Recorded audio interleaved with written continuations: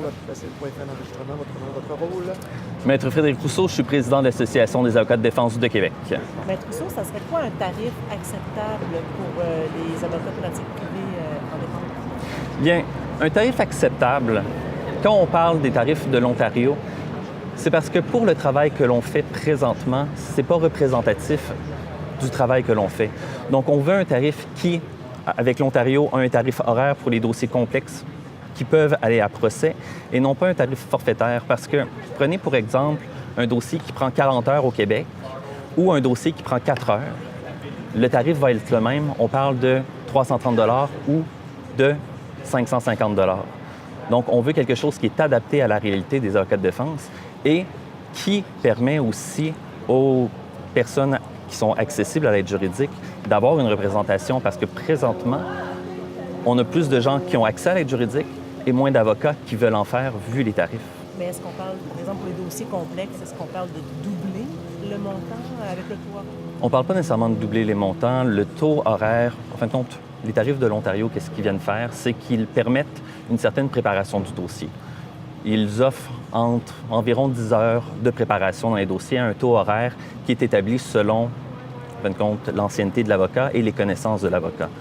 Donc, juste, on est les seuls acteurs qui ne sont pas payés pour préparer les dossiers. Donc, juste, en fin de compte, une somme qui nous permet justement de nous préparer et de bien gérer les dossiers sera acceptable.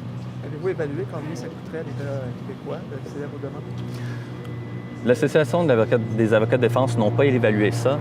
Je sais que le barreau du Québec ont parlé environ une cinquantaine de millions d'investis dans le système qui pourrait permettre une accessibilité à la justice réelle aux gens qui ont accès à l'aide juridique. C'est quoi les effets présentement pour les gens qui sont justiciables et que vous n'avez pas des tarifs qui sont adéquats selon vous? Ça veut dire quoi, ça, dans la vie de tous les jours aussi? Bien, dans la vie de tous les jours, ça veut dire que, supposons que quelqu'un vienne au bureau pour un dossier qui est complexe, qui demande beaucoup d'heures de travaux, les avocats vont refuser de le faire. Donc, ils vont se buter à des portes fermées et le citoyen qui a accès, finalement, n'aura pas d'avocat pour le représenter. Et on a la Charte des droits et libertés qui dit que la personne a le droit d'avoir l'avocat de son choix aussi.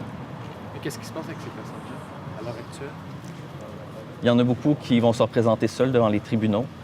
Il y a les permanents d'aide juridique qui peuvent les prendre. Par contre, s'ils ont des conflits d'intérêts, même eux ne pourront pas les représenter. Donc, on a de plus en plus de gens qui se représentent seuls devant les tribunaux, qui causent des délais et, en fin de compte, ils sont seuls devant un système qui est fort complexe. Est-ce que vous avez envoyé une consigne à vos membres, justement, lorsque, je sais pas, une certaine tâche semble exagérée au vu de votre traitement salarial, de refuser systématiquement à partir d'un certain seuil, par exemple? Aucunement. Nos membres ont leur libre arbitre, peuvent faire ce qu'ils veulent. Il y a beaucoup, en fin de compte, il y a beaucoup de membres qui prennent quand même des dossiers complexes parce que on a la ferme conviction que tout le monde doit être représenté, ne doit pas être laissé seul devant les tribunaux. Donc souvent, on a des membres qui financent les dossiers et qui vont, en fin de compte, faire 40 heures semaine, 40 heures dans un dossier pour un 550 $. Mais il n'y a pas de directive à nos membres de ne pas prendre des dossiers ou quoi que ce soit. Est-ce qu'il y a des moyens de pression qui pourraient être envisagés? Présentement, Pardon? ben, Aujourd'hui, c'en est un. Puis pour aujourd'hui, oui, il y a des moyens de pression envisagés.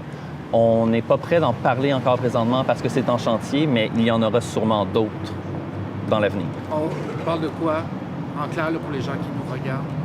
On parle de requêtes devant les tribunaux.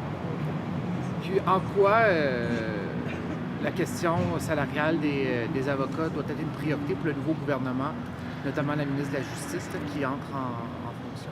C'est pas le niveau salarial des avocats qui doit être vérifié aujourd'hui. C'est l'accessibilité générale à la justice. Parce que les chiffres parlent. Depuis 1985, un tiers des avocats qui prenaient de l'aide juridique n'en prennent plus.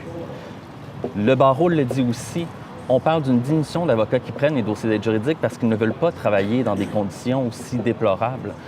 On a un code de déontologie qu'on doit respecter aussi. On ne peut pas faire n'importe quoi. Donc, ce n'est pas nécessairement le salaire qu'on veut parler, c'est l'accessibilité à la justice et que tout le monde qui a accès aux services d'aide juridique puisse être représenté. Parce que c'est pas ça qui se passe présentement. Merci. Merci. Merci beaucoup.